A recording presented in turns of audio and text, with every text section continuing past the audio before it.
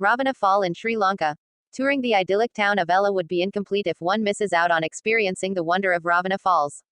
Renowned for being one of Sri Lanka's widest waterfalls, this 82 feet, the cascading body of water is nestled within the Ravana Ella Wildlife Sanctuary and a further 6 kilometers from the Ella railway station.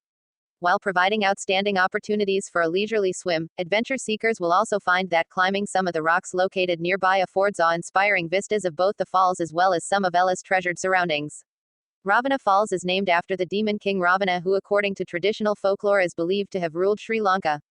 It is a popular sightseeing attraction in Sri Lanka and currently ranks as one of the widest waterfalls in the country. It is best visited during the local wet season when the water is said to resemble an areca flower with withering petals. This is situated in the 12 to 13 milepost of Ella Wellawaya Road.